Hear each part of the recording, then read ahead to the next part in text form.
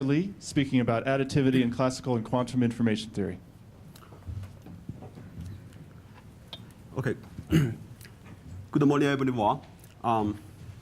This talk is based on joint work with Patrick Ross and Graeme Smith. It was planned that Graeme would deliver the talk, but unfortunately, he cannot come.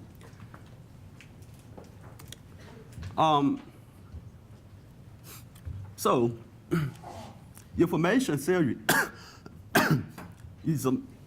information theory mainly concerns with the optimal rates in CD, story, and processing data.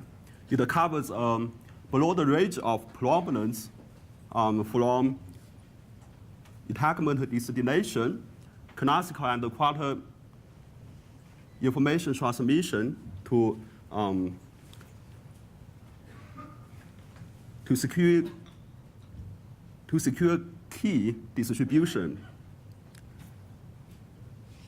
For these problems, the answers are given by entropy formulas. In the classical case, it is in terms of volume of Shannon entropy. For quantum mechanics, it is in terms of volume entropy. A very big issue in information theory is about the additivity. So if the relevant entropy formula is additive, then you can easily calculate the answer. But unfortunately, non-additivity is the rule, especially quantity. So in this talk, we will develop a general framework to find the additive entropy formulas. This is the outline. At first, let me introduce the entropy formulas and their additive proof.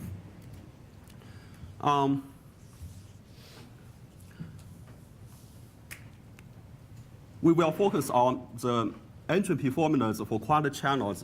Of course, we can do the same thing for quantum states. A quantum channel is a unitary interaction with an inaccessible environment. So it has one input and one output, and also with an inaccessible environment system E. The entropy formula is a linear combination of entropies.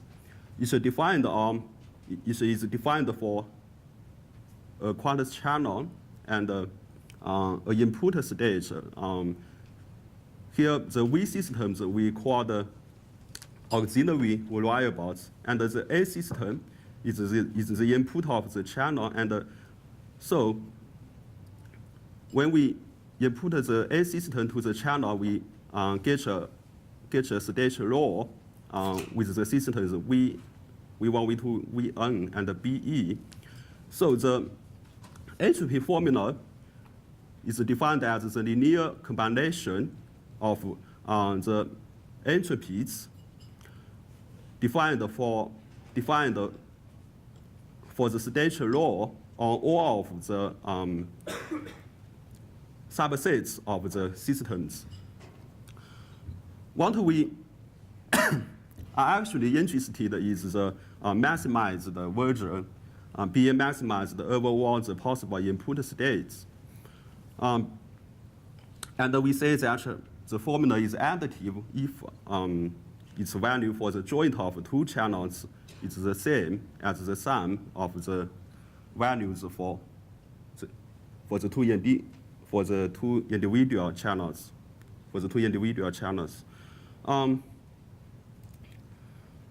So from the definition, it's easy to see that here the left part is always not less than the right part. So everything we need to do is just to show the sub-additivity relation. But here optimal input states are relevant. However, optimal input states are usually very difficult to find out. So instead, we try a weak method. We call the standard additivity proof. So there are two steps. Actually, the first step we call decoupling. For arbitrary input state, for the joint of two channels, decoupling is a way to find the input states for the individual channels. Then, the second step is to apply entropy inequalities to show the subadditivity relation.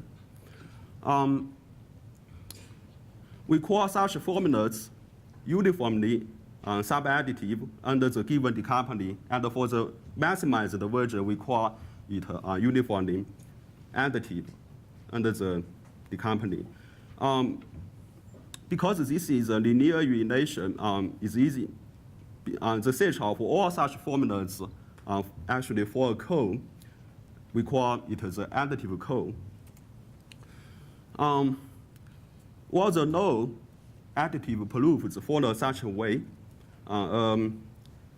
Typical example is the proof for the additivity of the integument assisted capacity. I will not discuss the details.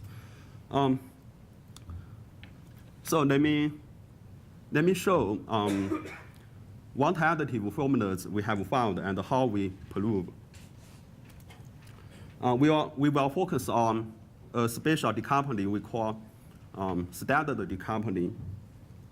So given an input state for the joint channel, we need the A2 system goes through the channel, the channel 2, and we get the output and the environment. The input state for channel 1 is defined by GNOOP and enabling the new by GNOOP the systems V1, V2, Vn, B2, E2, and then enabling the new auxiliary variables, and the same for the input state for the second channel. For the standard decoupling, we require that the new auxiliary variable contain and only contain the original auxiliary variable with the same index. For entropy formulas, we will use strong subadditivity, as was explained earlier in the talks, in the earlier two talks. This is the core inequality in quantum information theory. It implies all the entropy inequalities we know. Of course, there may be more, but we don't know them. But very luckily, it turns out that we don't need them. Let's see a very simple case, the formulas with no auxiliary variable. It has such a simple form.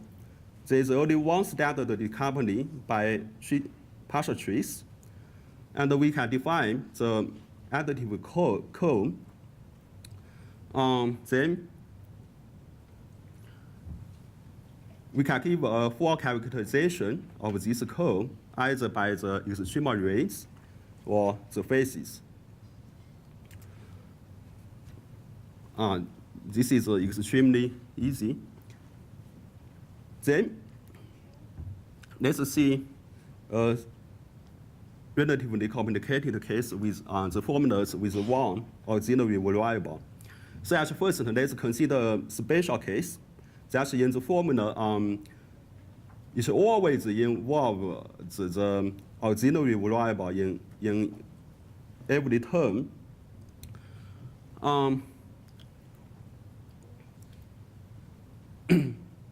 So there are many decompanies. There are many standard decompanies because the new auxiliary variable have many choices. Each have 4 choices, and so together there are 60 decompanies.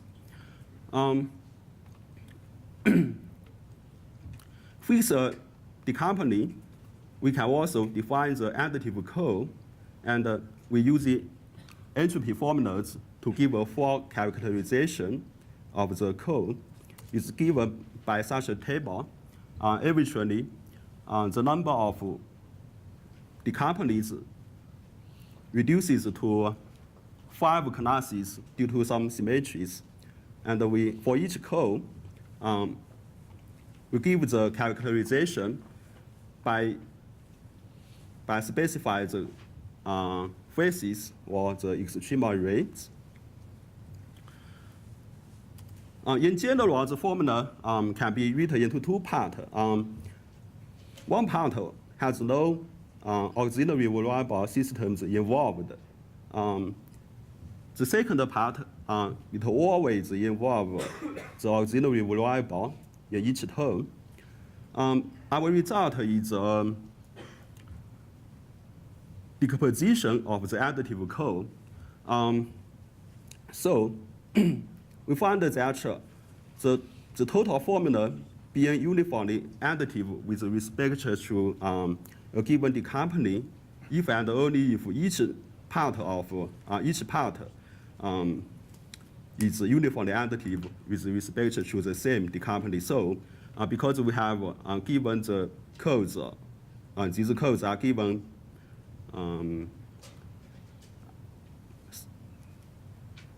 when specifically, so we are done with this case. A very good thing is that for many auxiliary variables, we are still able to show the decomposition of additive code. So we write the formula into many parts. Each part involves exactly the particular subset of the auxiliary variables. So this is the power set of V1, V2, Vn. Example.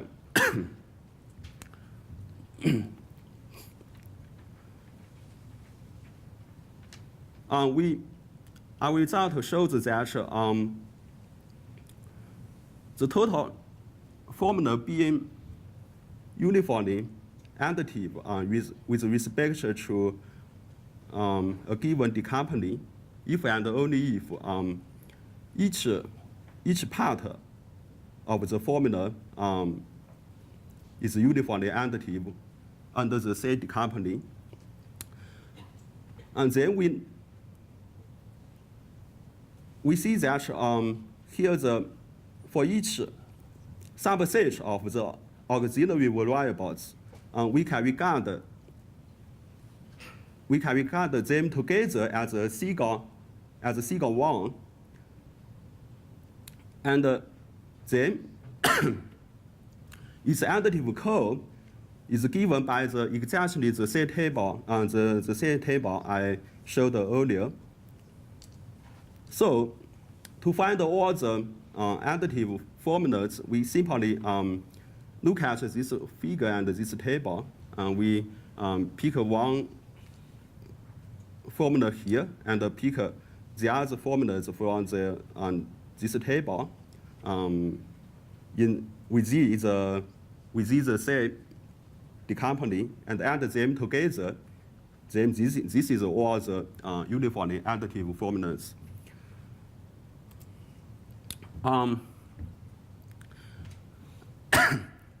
So one may think that the standard decompany is a very special one, but I will show that actually it is very powerful. Standard decoupling is a kind of is a way to find the input states for the individual channels by relabeling the systems. We can define a decoupling we call consistent decoupling, which is via the most general relabeling of the systems. So here the new auxiliary variables can be any subset of the original auxiliary variables together with the B system, E system, as long as they have no overlaps. So this is actually the most general relabeling decoupling. Then we can prove that for any uniformly additive formulas under this consistent decoupling, there is always entropy formula with less or the same number of auxiliary variables being uniformly subadditive with respect to the standard decoupling, such that their maximized version are the same. So this we call it that our main interest is to find maximized entropy formulas that are additive. So this result shows that standard decoupling is as powerful as the consistent decoupling. Okay, so have we found some interesting additive formulas? So yes, let's look at this table. Of course, the extreme formulas should be the most basic. We can add them together to generate many non-trivial additive formulas. But the most interesting C is one extreme formula here. We think is non-trivial, and we call it the completely coherent information. It has such a form.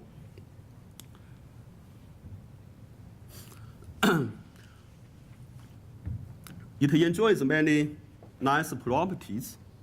For example, it's symmetry in the permutation of B and E system is lower bound for cost of swapping B and E. But this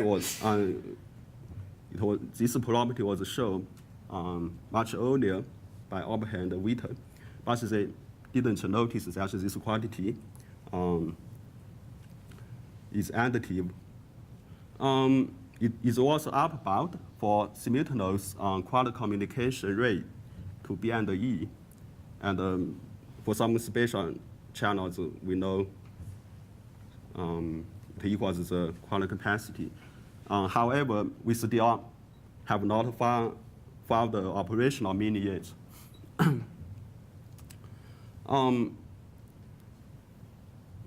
At last, during our work, we have found very interesting classical quantum coincidence. So we can do this whole game for classical entropy formulas too. So when we do so, we found that we get exactly the same set of the same curve of uniformly additive formulas. One may think that it could have been more, since there are more classical entropy inequalities, mainly due to the non-additivity of conditional entropy. But the reason is that for uniform additive, we only use the strong subadditivity. Okay, some other questions. So we are restricted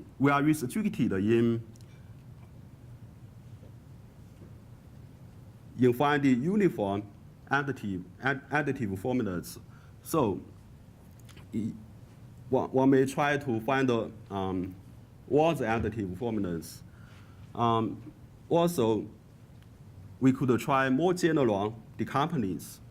And we wanted to find the operational meaning for the completely coherent information. At last, it's very desirable to understand the classical quarter correspondence better. Thank you.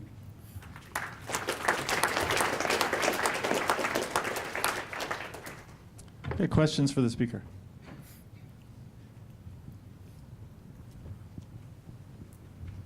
So I was just wondering about this completely coherent information. Do you know whether it suffices, like more properties of it? Is it concave in the input? And does concave. it suffice to optimize over pure states? Concave.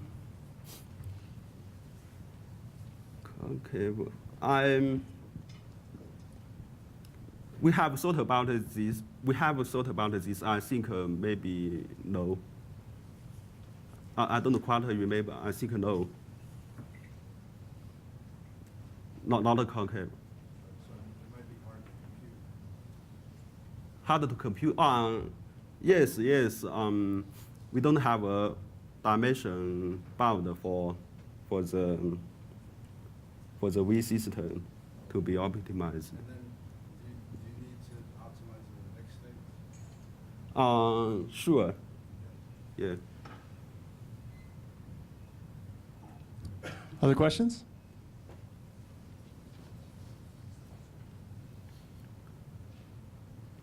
Okay, please thank again.